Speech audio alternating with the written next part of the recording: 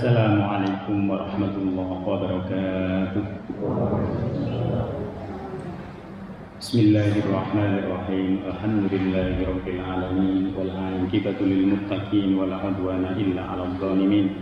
Asyhadu an la ilaha illallah al-malikul haqqul mubin wa asyhadu anna Muhammadar rasulullah as-shadiqul wa'dil amin.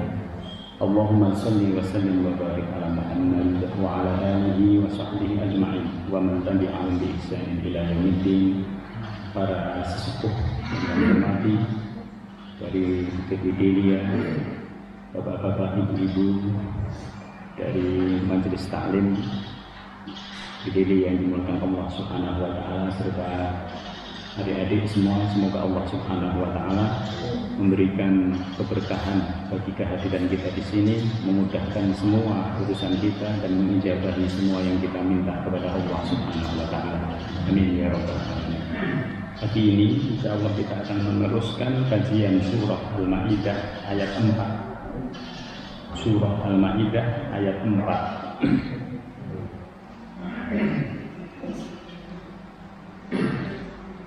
Mari kita baca bersama-sama beberapa ayat yang menjadi tema dari kajian kita pada kesempatan pagi hari ini. A'udzu billahi minasy syaithanir rajim. Bismillahirrahmanirrahim. Yas'alunaka madza uhilla lahum قل أحل لكم الطيبات وما علمتم من الجوارح مكلبين تعلمونهن مما علمكم الله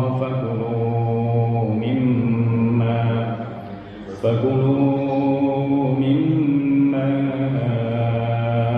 أمسكنا عليكم واذكروا اسم الله عليه واتقوا الله إن الله سريع الحساب.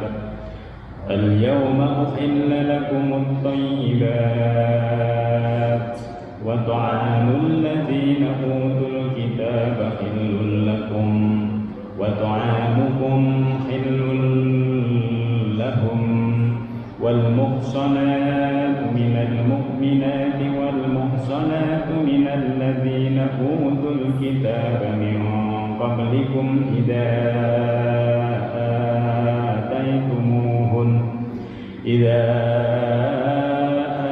آتيتموهن أجورهن محسنين غير مسافحين ولا متخذي أخدان ومن يكفر بالإيمان فقد حبط عمله وهو في الآخرة من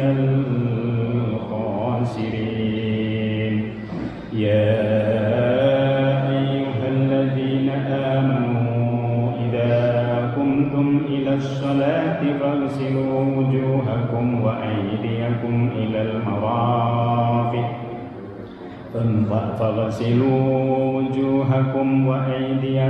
إلى المرافق وامسحوا برؤوسكم وأرجلكم إلى الكعبين وإن كنتم جنبا فاطهروا وإن كنتم مرضى أو على سفر أو جاء أحد منكم من الغائط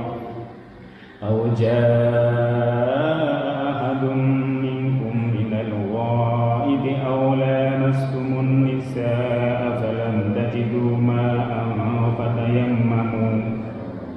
فتيمموا صعيدا طيبا فامسحوا بوجوهكم وأيديكم منه ما يريد الله ليجعل عليكم من حرج ولكن يريد ليطهركم وليتم نعمته عليكم لعلكم تشكرون.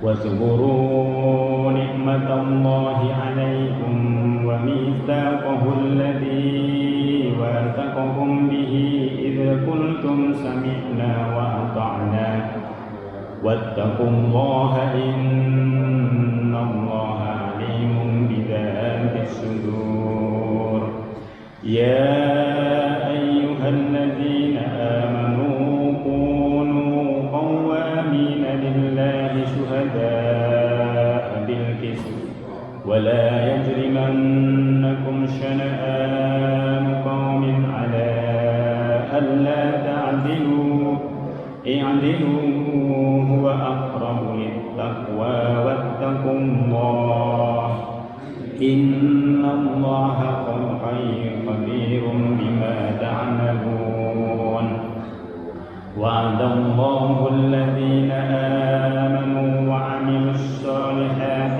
لهم مغفرة وأجر عظيم والذين كفروا وكذبوا بآياتنا أولئك أصحاب الجحيم صدق الله العظيم بسم الله الرحمن الرحيم يسألونك mereka bertanya kepada Muhammad. Siapa yang bertanya? Para sahabat. Ayat ini Bapak Ibu sekalian lanjutan dari ayat 1 sampai 3 di dalam surah Al-Maidah. Ayat 1 sampai 3 ini yang pertama, ayat yang pertama, Allah memerintahkan kepada kita untuk menepati janji. Di sini orang yang beriman, salah satu dari cirinya adalah menepati janji, baik janji kepada Allah maupun janji kepada sesama maupun janji kepada dirinya sendiri. Lalu yang kedua, Allah kemudian menyatakan bahwa di Mekah itu ada ketentuan yang khusus ketika orang menjalankan ibadah haji maupun umrah. Ketentuan khususnya apa? Ketentuan khususnya antara lain orang tidak boleh berburu di sana, karena fokus daripada ibadah haji maupun umrah itu adalah mendekat kepada Allah.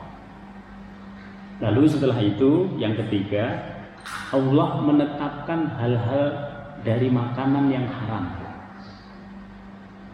Yang haram ditetapkan oleh Allah, yang halal itu lebih banyak. Karena yang haram tadi sudah ditetapkan oleh Allah, lalu para sahabat bertanya, kalau gitu ya Rasulullah, apa saja yang dihalalkan? Maka pada ayat ini para sahabat bertanya, yas'alunaka, mereka bertanya kepada Muhammad, madza uhilla lahum. Kalau gitu yang dihalalkan kepada kita apa? Lalu Allah yang menjawab, tetapi melalui lisannya Nabi Muhammad. Ini hanya bisa terjadi kalau orang itu seorang Rasul. Kalau bukan Rasul nggak bisa. Maka Allah lalu mengatakan, kul, katakan Muhammad, uhilla lakumut thayyibat. Dihalalkan kepada kalian semua, kata Nabi, para sahabat dan kaum muslimin, at-thayyibat, segala bentuk makanan yang baik. Apa itu baik artinya? Baik itu yang pertama mengandung hal-hal yang tidak membahayakan badan kita. Dia memberikan keamanan. Baik itu dari zatnya, dia memberikan manfaat kepada kita. Baik itu yang ketiga, memberikan ketentraman. Kalau kita sudah makan, selain aman, dia memberikan ketentraman bagi kita semua. Kita tidak was-was lagi, karena yang kita makan adalah yang baik. Ini yang disebut dengan thayyibat. Maka sering dikatakan halal lagi baik, halalan thayyibat, sudah halal dari segi hukumnya. Lalu thayyibat itu kalau kita konsumsi, dia akan menambah kekuatan dari energi kita. Dia akan memberikan manfaat yang bagus. Ini yang disebut dengan thayyib. Maka di sini dikatakan dihalalkan kepada kalian semua at-thayyibat, segala bentuk makanan yang baik. Berarti di sini yang halal dan thayyib itu jauh lebih banyak daripada yang diharamkan oleh Allah Subhanahu wa taala. Kemudian setelah itu dihalalkan juga wa ma 'allamtum minal jawarih, dan hewan yang engkau dapat dari 'allamtum minal jawarih, dari binatang yang sudah kita latih, binatang buas. Di sini kemudian disebutkan mukallibin. Ini dari kata kalbun. Kalbun itu anjing. Karena disebut oleh Allah anjing, karena anjing ini salah satu di antara binatang buas yang apabila dilatih maka dia memberikan kemanfaatan bagi manusia. Mukallibina, yaitu binatang buas. Disebut anjing di sini karena untuk menggambarkan binatang buas yang lain. Yang lain apa? Boleh singa, boleh harimau. Tu'allimunahunna, yang engkau latih dia, mimma 'allamakumullah, sebagaimana yang diajarkan oleh Allah Subhanahu wa taala di dalam melatihnya. Jadi binatang buas itu, Bapak Ibu sekalian, kalau sudah dilatih oleh manusia dan dia dipakai untuk berburu, dia tahu batasannya. Dia tidak sampai menggigit itu binatang yang buruannya itu sampai keluar darahnya, enggak. Karena dia tahu bahwa binatang yang dia buru itu untuk tuannya, bukan untuk dirinya sendiri. Oleh sebab itu di sini ditekankan oleh Allah Subhanahu wa taala, tu'allimunahunna, yang engkau didik dia. Yang engkau didik. Jadi kita selama ini menganggap bahwa anjing itu binatang yang kasihan, yang hina dan najis dan lain sebagainya. Tetapi pada konteks tertentu dia menjadi binatang yang disebut oleh Al-Quran juga memiliki kemanfaatan. Salah satunya di sini. Jadi orang boleh menggunakan anjing atau binatang buas yang lain, harimau atau singa, untuk berburu. Dan kalau dia dilatih dengan benar, maka buruan yang dilakukan oleh binatang buas tadi boleh kita makan. Fakulu, maka makanlah. Mimma amsakna, apa yang telah diburu oleh dia, berhasil diburu. Mimma amsakna, apa yang telah berhasil ditangkap oleh binatang buruan yang terlatih tadi. Alaikum, untukmu. Tapi jangan lupa, wadhkurusmallah alaih, dan sebutlah Allah Subhanahu wa taala setelah dia berhasil ditangkap. Nanti kita sembelih. Kalimat wadhkurusmallah ini menegaskan kepada kita bahwa akhir daripada proses perburuan tadi itu harus disembelih. Wadhkurusmallah, dengan menyebut nama Allah Subhanahu wa taala. Jadi kalau orang menyembelih sebenarnya seakan-akan dia sudah minta izin kepada Allah Subhanahu wa taala. Oleh sebab itu kalau kita memetik bunga atau kita memetik tanaman, kita menggunakan kalimat bismillah juga. Bismillahirrahmanirrahim. Kita seakan-akan minta izin kepada yang berhak memilikinya. Yang berhak memilikinya itu adalah Allah Subhanahu wa taala. Nah, maka pada ayat ini penegasan bahwa di dalam menyembelih segala sesuatu jangan lupa untuk menyebut nama Allah. Dan ternyata dalam penelitian, hewan yang disembelih dengan menyebut nama Allah itu jauh lebih bersih dari bakteri dibandingkan hewan yang tidak disebut nama Allah ketika menyembelihnya. Ini sudah dilakukan dalam penelitian. wattaqullah, lalu bertakwalah kepada Allah. Artinya apa di sini? Kalimat wattaqullah ini adalah kalimat yang menegaskan kepada kita, engkau harus tetap dalam rangka bertakwa kepada Allah ketika melakukan perburuan. Perburuan itu tujuannya apa? Untuk kita konsumsi. Tujuannya bukan untuk main-main. Karena semua hewan yang dihalalkan oleh Allah Subhanahu wa taala itu diperuntukkan buat manusia, bukan untuk main-main. Di sini disebutkan wattaqullah. Maka tidak boleh orang berburu hanya untuk memenuhi hobinya. Karena dia suka berburu, ya dia berburu saja. Tidak boleh. Berburu itu harus punya tujuan yang mulia. Maka di sini Allah mengatakan wattaqullah. Karena kalau perburuan itu tidak didasarkan pada takwa kepada Allah, orang akan berburu terus dan menghabiskan hewan buruan.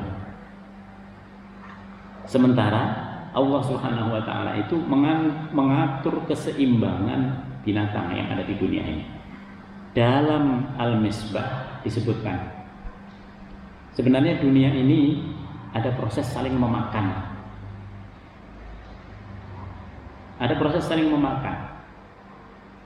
Jadi tanaman itu memakan zat yang ada di bumi. Lalu kemudian binatang itu memakan, hewan itu memakan berbagai bentuk tanaman. Manusia itu memakan semuanya. Tanaman juga dimakan, hewan apalagi gitu. Oleh sebab itu ketika manusia mengkonsumsi makanan, mengkonsumsi hewan dan lain sebagainya, hendaknya berada dalam kerangka takwa kepada Allah. Kalau tidak, dosa. Makanya orang tidak boleh memubazirkan makanan, memubazirkan tanaman, nggak boleh dimubazirkan. Banyak lalu dibuang begitu saja misalnya. Tidak boleh. Karena di sini harus ada dalam kerangka wattaqullah, bertakwalah kepada Allah.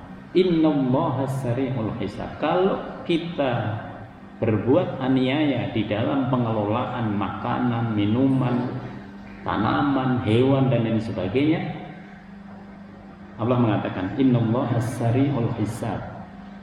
Engkau akan diadili oleh Allah Subhanahu wa taala, dan cepat Allah itu mengetahuinya bahwa engkau benar atau salah. Jadi Bapak Ibu sekalian, ternyata tidak sekedar kita bebas mengkonsumsi yang halal. Ayat ini menegaskan kepada kita bahwa pemanfaatan terhadap yang halal sekalipun harus proporsional. Ini ayat ini. Jadi ternyata dalam ayat itu maknanya. Kemudian setelah itu, al-yauma, pada hari ini, uhilla lakumut thayyibat. Aku halalkan kepadamu, uhilla lakum at-thayyibat, segala hal yang baik.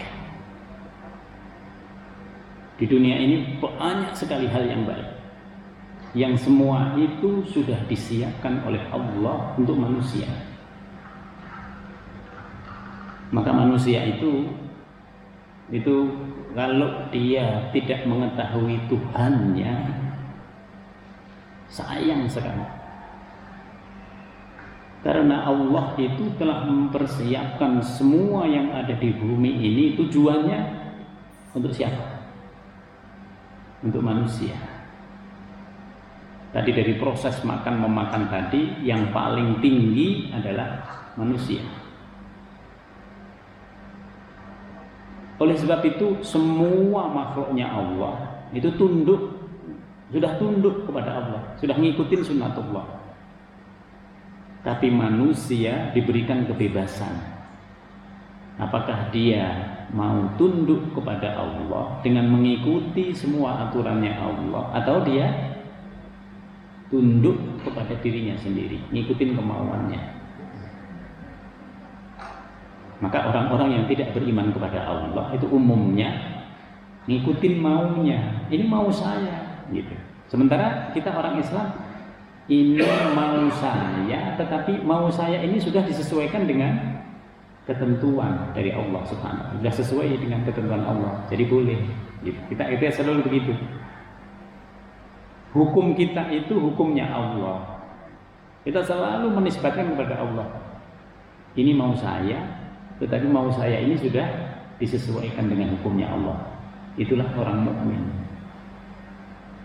Maka orang mukmin kalau mau berbuat segala sesuatu, ini melanggar enggak ya? Kalau melanggar jangan. Nah, kita selalu begitu. Ini dosa apa enggak ya?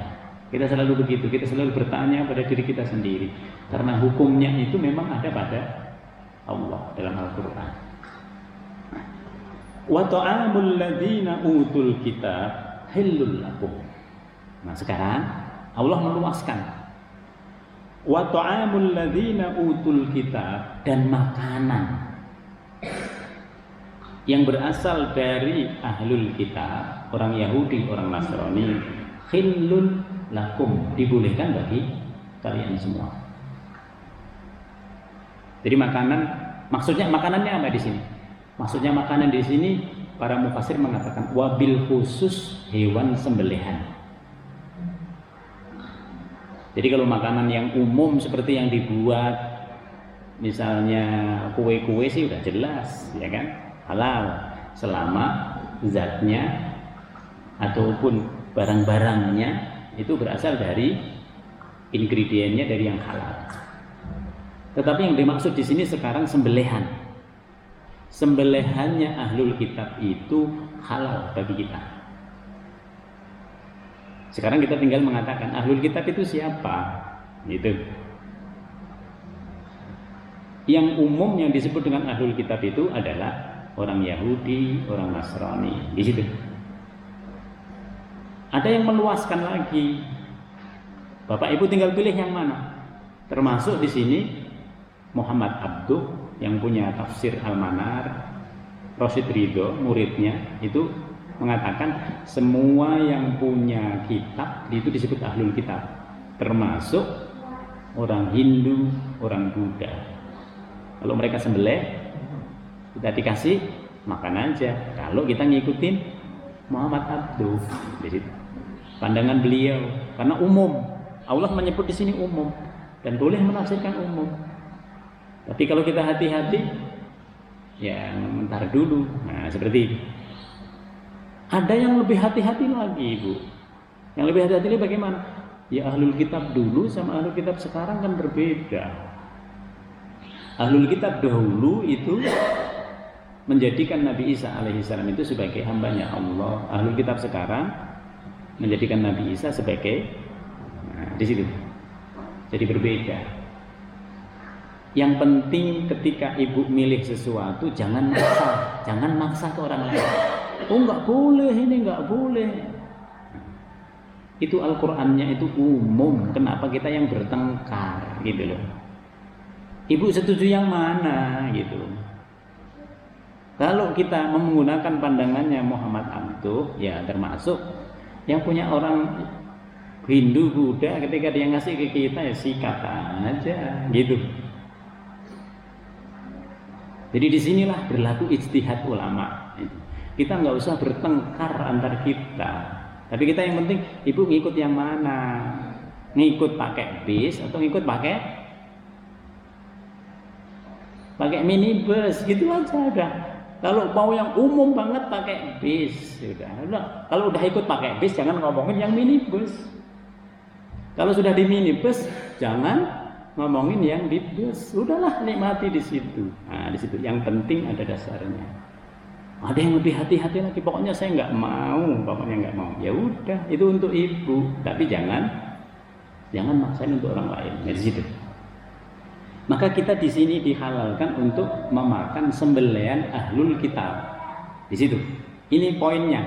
Ahlul kitabnya kita setuju yang mana? Itu urusan masing-masing kita. Nah di situ. Kemudian setelah itu wa ta'amukum hillul lahum. Makanan kalian juga halal bagi mereka. Ini hukumnya Allah. Kalau ibu ngasih sembelihan kambing nanti Idul Adha dikasih ke mereka, halal. Malah lebih halal lagi karena nyembelih orang Islam dengan menggunakan kalimat Bismillah, lebih halal lagi di situ. Nah, di situ.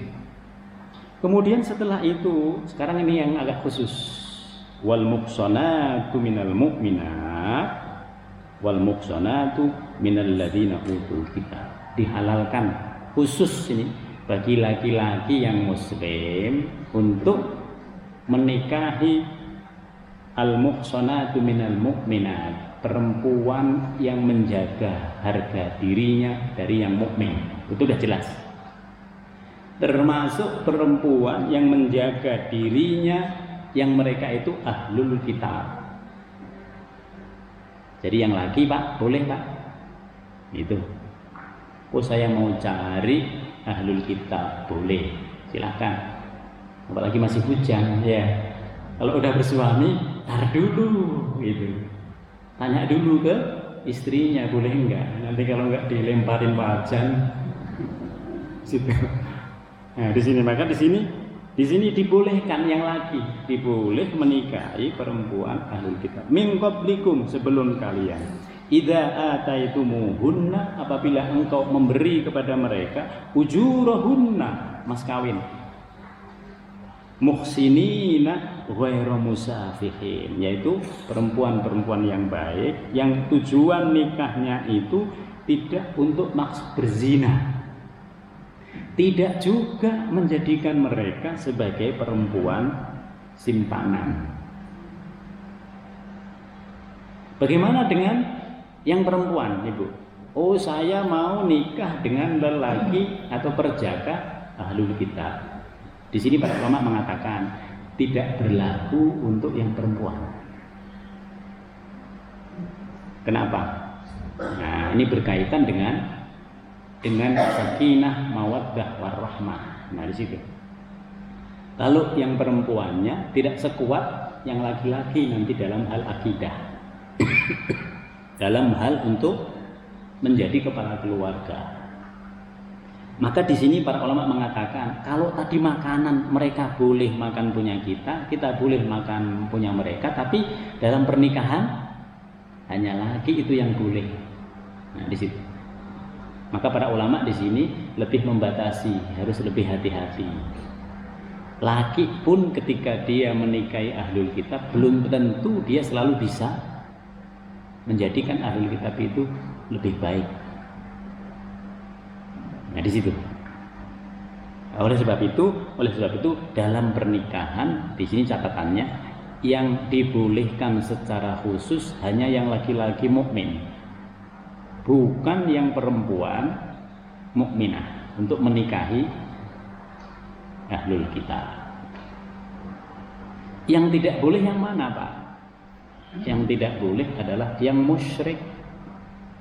Yang musyrik itu yang sembahannya bukan Allah. Bapak udah tahu dia bukan mukmin, tapi mau nikahin aja. Nah, di situ itu yang nggak boleh. Jadi laki-laki tidak boleh menikahi yang musyrik. Jelas banget ayatnya. Ayatnya berbunyi wala tankihul musyrikina hatta yu'min. Jangan engkau nikahi wahai laki-laki perempuan yang musyrik sampai dia beriman. Kalau itu gak boleh. Nah, ini mau dari semua dia mau. Yang muslim dia nikahi, yang ahlul kitab dia nikahi, yang musyrik dia nikahi juga katanya. Pengen tahu bedanya. Ya, melanggar lah. Bukan begitu. Nah, itu melanggar ya. Nah, di sini yang nggak boleh. Wa may yakfur bil iman. Ini kaitannya di sini Bapak Ibu. Orang bisa menikah sama-sama mukmin, tapi dalam perjalanannya belum tentu suaminya tetap iman, istrinya tetap iman.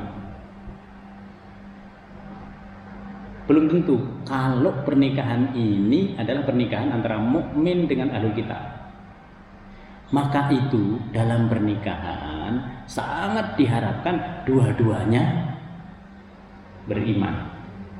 Kita sudah sama-sama ini beriman. Yang satu nggak biasa sholat aja, Belum tentu sampai akhir hayatnya bisa ngajarin pasangannya itu untuk sholat. Jangankan beriman, sholat aja sholat. Yang nggak biasa sholat itu berat, gitu. Makanya di sini dikatakan, di sini kan wa may yakfur bil iman. Bisa jadi dari pernikahan itu salah satunya tetap tidak beriman. Ketika nikah Muslim mengatakan dirinya sebagai Islam, di tengah perjalanan nggak jelas, ujung-ujungnya kafir. Banyak sekali. Dan itu bahaya, bukan hanya dunia. Bahayanya itu sampai di akhirat. Kalau sampai anaknya itu ada yang tidak beriman, siapa yang berdosa? Keduanya, Bu, dioseng-oseng itu nanti di neraka. Di situ. Ini bahayanya sih. Maka di sini dikatakan wa may yakfur bil iman, barang siapa mengingkari keimanan, faqad habita amaluh. Amalannya itu yang baik-baik menjadi terhapus. Oh, dulu katanya dia pinter baca Quran. Dulu nggak ada artinya kalau sekarang tidak beriman. Oh, dulu sering loh dia ke masjid ketika dia muslimah. Ya iyalah, masa muslimah ke gereja kan nggak mungkin, ya kan? Dulu, tapi sekarang tidak beriman. Ketika dia tidak beriman itu, Bapak Ibu perhatikan ini, semua kebaikannya terhapus. Ini bahaya. Maka yang punya keluarga yang salah satunya tidak beriman, itu sebenarnya bahayanya itu luar biasa. Dunia mungkin bisa diselesaikan, tapi di akhirat itu yang berat. Maka kalau bisa, kita ini bertanggung jawab kepada anak-anak kita, minimal anak kita. Kalau ada itu orang tua atau orang tua ada cucunya, dia masih punya tanggung jawab loh kepada cucunya. Minimal ngomongin, walaupun cucu itu tanggung jawab sepenuhnya ada pada anaknya. Jadi kakungnya itu paling tidak harus ngomong. Kalau kakungnya diem aja berarti kakungnya setuju itu. Nah, di situ. Jangan diam. Kita bertanggung jawab kepada generasi sesudah kita, terutama anak kita. Diusahakan sebisa mungkin sama-sama beriman dalam sebuah rumah tangga itu. Sama-sama beriman aja masih repot itu. Tidak bisa seluruhnya bareng. Yang satu pengen ke masjid, yang satu pengen ke mall, ya kan? Yang satu lebih nyantai di dalam masjid, yang satu lebih nyantai di luar masjid. Nah, itu udah berbeda. Nah, di situ. Itu sama-sama beriman. Bagaimana kalau satu tidak beriman? Maka di sini dikatakan bahaya. Faqad habita amaluh. Amalannya itu menjadi terhapus. Wa huwa fil akhirati minal khasirin. Dan dia di akhirat nanti termasuk orang-orang yang rugi. Dia nggak punya tempat di akhirat. Bahkan ketika dia dikasih tempat oleh Allah, tempatnya itu tidak enak. Tempatnya itu di neraka.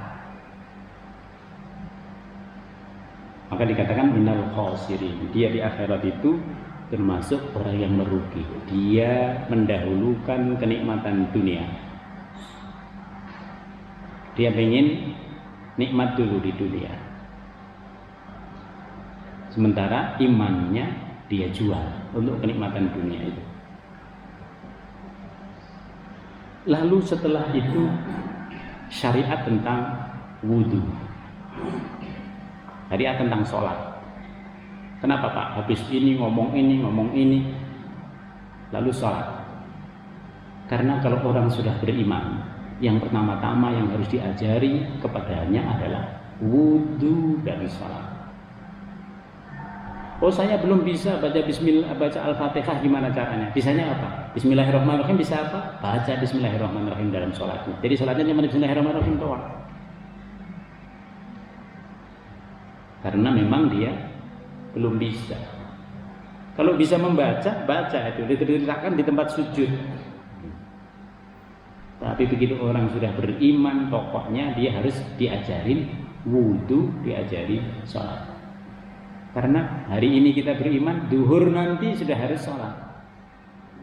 Konsekuensinya itu seperti itu. Konsekuensinya berikutnya ngikutin semua yang ditentukan oleh Allah Subhanahu wa taala. Maka ayat ini langsung nanti syariat tentang wudu. Ya ayyuhalladzina amanu, wahai orang-orang yang beriman. Idza kumtum ilas shalah. Kalimatnya menggunakan idza. Apabila engkau berdiri untuk menjalankan salat, mau menjalankan salat. Idza. Artinya apa? Para ulama mengatakan wudu itu harus pakai niat. Nawaitul wudu'a itu harus ada di hati. Bapak mau menggunakan yang mana? Saya mau wudu, niatnya dalam hati, boleh. Saya mau niatnya saya ucapkan, boleh. Dua-duanya boleh. Yang nggak boleh itu yang mana? Yang nggak boleh itu yang nggak niat, gitu loh. Jangan repot, nggak sah itu. Wudunya niatnya diucapkan di lisan, nah, misalnya gitu. Repot amat, gitu. Dua-duanya ada kok di dalam pandangan ulama, gitu. Jadi yang nggak boleh itu yang nggak niat. Gitu. Niatlah, terserah. Aslinya tempatnya niat itu di dalam hati. Aslinya. Tapi kalau orang ingin dengan lisannya dia mengatakan nawaitul wudu'a, kalimat nawaitul wudu'a itu memperkuat apa yang ada di dalam hati. Maka kalau orang mau sholat subuh, gitu, tapi niat hatinya itu sholat subuh, tapi yang diucapkan itu sholat duhur. Kan orang udah mulai begitu, Bu. Tahu nggak enak begitu? Itu tandanya udah TUA, gitu. Ngomongnya apa, yang di hati apa, itu keluarnya apa, itu udah tanda-tanda itu. Itu tanda-tanda bahwa badan kita udah mulai tidak bisa berfungsi 100% lagi, gitu. Maka di sini dikatakan idza kumtum ilas shalah, apabila engkau hendak berdiri menjalankan salat, faghsilu wujuhakum, maka basuhlah wajahmu. Allah menggunakan kalimat faghsilu, basuh.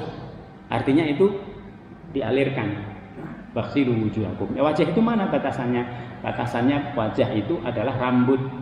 Pokoknya atas ini di jidat kita, di wajah kita, semuanya kena sampai di telinga, dohirnya telinga, terus sampai ke bawah. Nah, itu yang disebut dengan wajah. Faghsilu wujuhakum wa aydiyakum, dan juga kedua tanganmu dibasuh, dialirkan. Karena itu sebagian ulama mengatakan cukup dialirkan. Kalimat wa aydiyakum ini karena menggunakan faghsilu kadang juga harus ditekan, gitu. Jangan kalau nggak ditekan nggak sah. Boleh dialirkan saja juga udah boleh. Jangan repot tadi itu ya. Jadi kalimat faghsilu itu boleh mengalirkan. Boleh mengalirkannya sambil agak ditekan-tekan, boleh. Begitu juga dengan tangan. Wa aydiyakum, dan juga kedua tanganmu. Sampai mana batasannya? Ilal marafiq, sampai ke siku. Boleh nggak diterusin, Bu, sampai ke ketiak? Boleh. Sampai ke badan juga boleh. Nah, di situ. Yang penting batasannya itu yang minimalnya sampai siku. Abu Hurairah itu, Bu, Abu Hurairah. Kalau wudu itu selalu sampai ketiak. Kenapa? Ditanya, kenapa kok sampai ketiak banget itu? Nanti di akhirat itu orang semuanya bersinar, tapi cuma sampai ke sini. Kalau ada yang sampai ketiak itu namanya Abu Hurairah. Ini nggak ada yang lain itu selain Abu Hurairah. Nah, dia di situ alasannya. Nah, maka boleh. Maka di sini ilal marafiq, sampai ke siku. Wamsahu biru'usikum. Lalu Allah menggunakan kalimat usap. Usaplah. Allah menggunakan usaplah itu bi. Coba bi. Bi ini artinya dua. Sebagian ulama mengatakan bi itu artinya sebagian. Sebagiannya berapa? Kalau Imam Syafi'i namanya sebagian itu 2 helai saja sudah sebagian, sudah boleh. Yang penting kau usap. Apalagi kalau habis pakai minyak rambutnya baru, waduh, pilih-pilih yang mana yang mau diusapin. Nah, di sini aja yang nggak biasa. Nah, itu boleh, itu bi. Tapi Imam Malik mengatakan yang disebut bi itu penguat. Imam Hambali itu bi itu seluruhnya penguat, itu berarti seluruhnya dari depan ke belakang balik lagi. Nah itu jangan menyalahkan tadi, intinya jangan menyalahkan. Oh nggak sah Pak, Bapak begitu ya. Bapak belum baca ya. Nah, yang satu ngomong begitu, baca dulu Pak. Gitu. Nah, semuanya ini ada kelebihan kekurangannya nanti. Ketika kita datang ke Mekah pengen tawaf, jangan menggunakan mazhabnya Imam Syafi'i ya. Yang sebagian tadi, kalau mazhab Syafi'i kita senggolan dikit batal, wudu lagi, cari tempat wudu ibu kan kalau mau umroh. Senggolan sama istri sama suami batal kalau Syafi'i, keluar lagi ke tempat umroh. Itu seharian nggak selesai untuk muter tawaf. Nah, kalau pakai Syafi'i, maka di sana kita harus pindah madhab. Allah, saya mau pindah madhab. Nah, gitu. Gimana caranya? Wudunya pakai Hambali. Wudunya itu tadi bedanya. Ngusap kepalanya seluruhnya. Habis itu digandeng suami untuk muter tawaf. Jangankan 7 kali, 14 kali juga nggak apa-apa, nggak batal. Nah, di situ. Maka tawafnya kalau kesenggol orang pun dia tidak batal. Kita harus pindah mazhab. Kalau sudah pindah mazhab begitu, bagaimana sholatnya? Gitu. Sholatnya ikutin mazhab Hambali, mazhabnya orang Mekah sekarang. Bagaimana sholatnya? Bismillahnya nggak usah dikencengin, gitu. Ini lupa. Mazhab Syafi'i, nanti pakai sholatnya masih mazhab Syafi'i. Lupa, bukannya tadi udah pindah mazhab. Oh iya ya, kenapa masih saya kencengin bismillahnya? Nah, bismillahnya nggak usah dikencengin, cuman di situ bedanya. Jadi sebenarnya perbedaan mazhab ini menggampangkan kita ketika kita dalam keadaan tertentu. Maka di sini dikatakan wamsahu biruusikum, usaplah sebagian. Dalam mazhab Hambali sama Maliki tadi, usaplah seluruhnya. Jadi diusapin seluruhnya. Wamsahu biruusikum. Kemudian setelah itu wa arjulakum. Di sini wa arjula. Kenapa tidak biruusikum wa arjulikum? Karena kaki ini tidak diusap. Itu. Yang menggunakan kalimat la. Kaki ini harus dibasuh. Tapi nanti ada Bu, yang orang cuma mengusap kaki doang, jangan disalahin. Karena dia menggunakan wa arjulikum di situ. Ini ada 2, bisa dibaca dua-duanya. Makanya kalau di Mekah itu nggak ada orang nyalah-nyalahin, ya kan? Orang mau sholat begini, nggak ada. Bapak salah, ibu coba kalau orang begini, ibu letakkan tangannya, ibu sholatnya begini, ketendang nanti itu. Gak ada orang nyalah-nyalahin kalau di Mekah itu. Maka di sini jangan nyalah-nyalahin, gitu. Udahlah. Semua juga diterima oleh Allah Subhanahu wa taala. Nah, di situ kita husnudzon saja. Kalau ingin lihat perbedaan dalam hay'ah salat dan lain sebagainya, datanglah ke Mekah. Kita akan lihat bermacam-macam orang menjalankan ibadah dan semuanya itu diterima oleh Allah Subhanahu wa taala. Nah, di sini.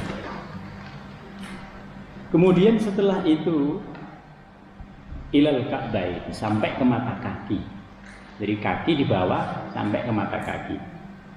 Wa in kuntum junuban fattahharu. Apabila engkau junub berhadas besar, baik laki-laki maupun perempuan, fattahharu, maka bersucilah. Bersucinya itu dengan mandi besar karena dia hadas besar. Nah, hebatnya agama kita itu ada hadas kecil, hadas besar. Orang yang tidak beragama Islam tidak tahu itu. nggak tahu, maka selamanya dia berhadas. Oleh sebab itu ketika dia masuk Islam dia harus mandi besar karena selama ini dia berhadas. Nah di situ Islam ngajarin kita itu indah. Itu hebatnya Islam. Kemudian setelah itu, wa in kuntum marda, apabila engkau sakit, aw ala safarin, atau dalam safar, dalam perjalanan, aw jaa ahadum minkum minal ghaid, atau engkau datang dari buang air besar. Aslinya ghaid itu tempat yang tersembunyi aslinya. Karena biasanya orang mau buang air besar itu nyari tempat yang tersembunyi. Bisa jadi tempat sembunyi ini tinggi atau yang paling rendah. Maka disebut al-ghaid. Apabila engkau buang air besar, falam tajidu ma'an aw lamastumun nisa, atau menyentuh perempuan. Nah ini dalam Syafi'i nyentuh aja sudah batal. Dalam madzhab Maliki tadi dengan Hambali yang disebut menyentuh itu apa? Yang disebut menyentuh itu adalah berhubungan. Itu bedanya. Makanya nanti kenapa kalau kita sudah pindah mazhab kok boleh ya kita berpegangan kemana-mana dengan tidak batal itu. Nah di situ. Karena yang dimaksud aula mastumun nisa, menyentuh kaum perempuan di situ adalah berhubungan. Kalau selama tidak berhubungan tidak batal. Nah di situ. Itu bedanya.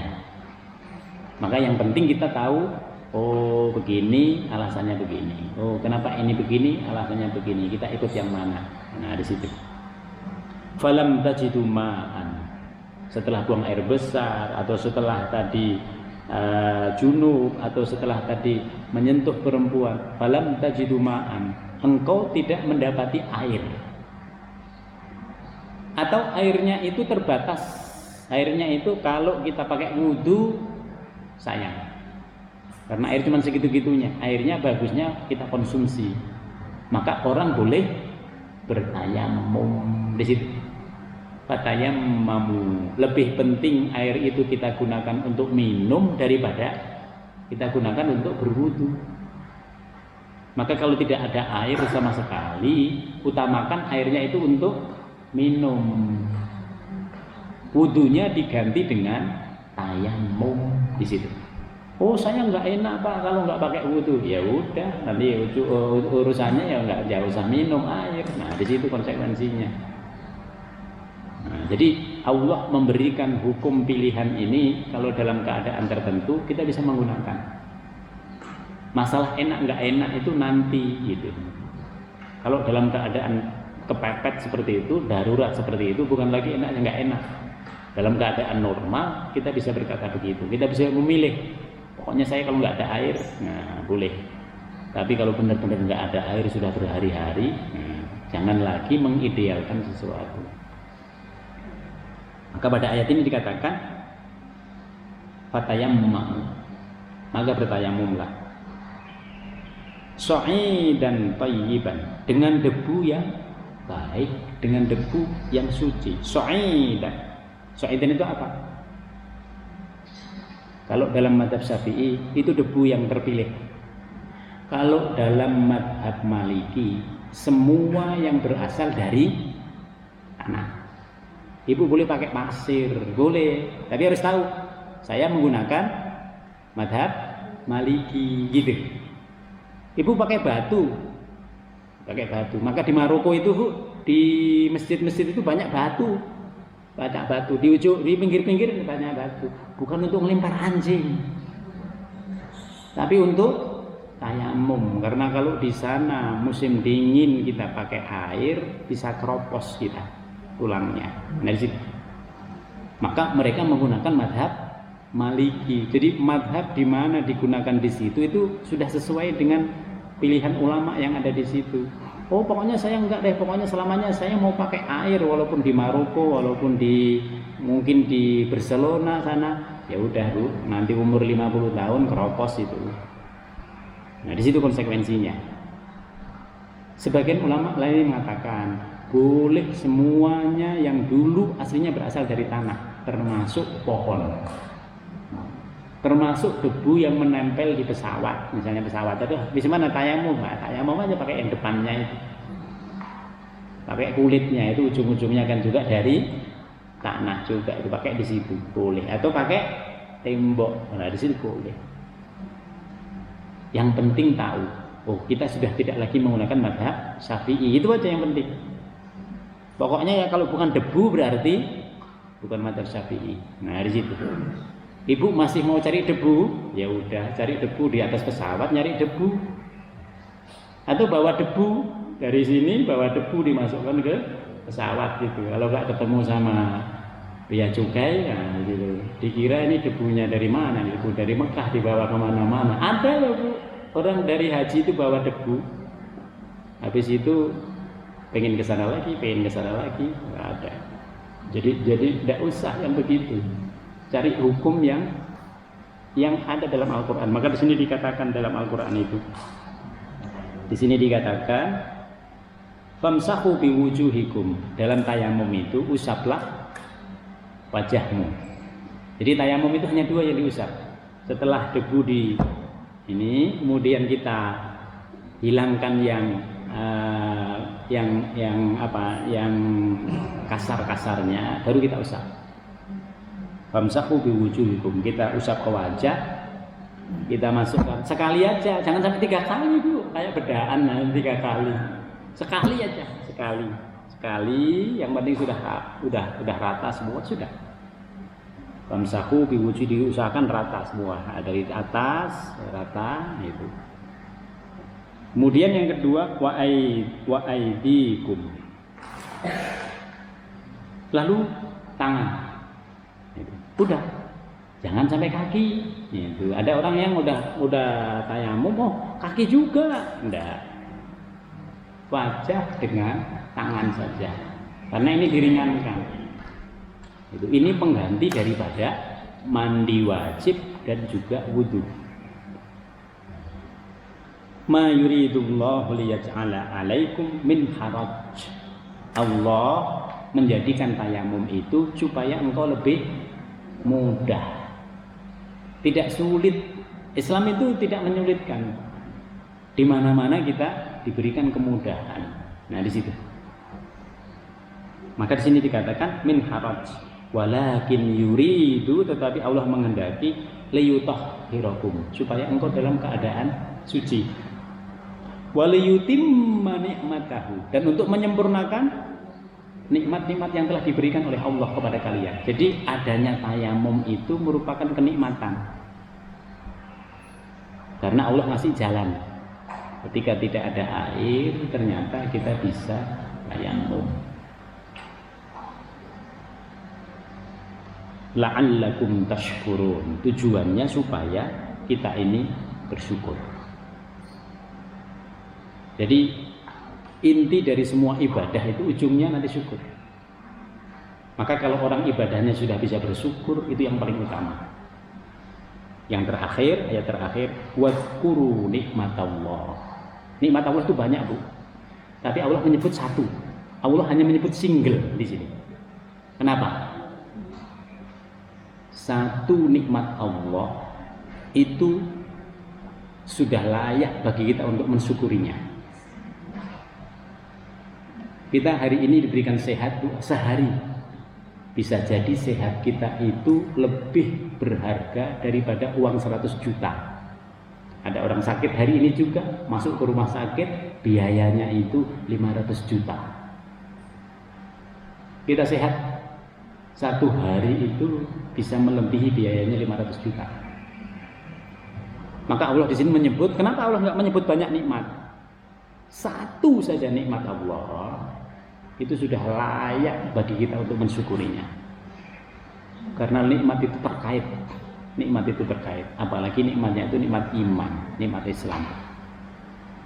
Nggak ada lagi nilainya dibanding dunia. Maka Allah mengatakan di sini, wadzkuru nikmatallah. Ingatlah walaupun satu nikmat Allah. alaikum kepadamu, wa mitsaquhu dan juga ingatlah terhadap janji kita kepada Allah. Orang yang sudah beriman janjinya apa? Ikutin perintahnya Allah, menjauhi larangannya. Kalau di sini orang hidup bersama sahabat, apa janjinya? Janjinya baiat kepada Rasul. Ikutin itu. Karena itu akan membahagiakan kita dunia dan akhirat. Wa mitsaquhul ladzi wa taqakum bih. Id qultum sami'na wa ata'na. Yaitu ketika engkau mengatakan kami mendengar, kami mengikuti. Ini orang beriman. Jadi orang beriman itu sami'na wa ata'na.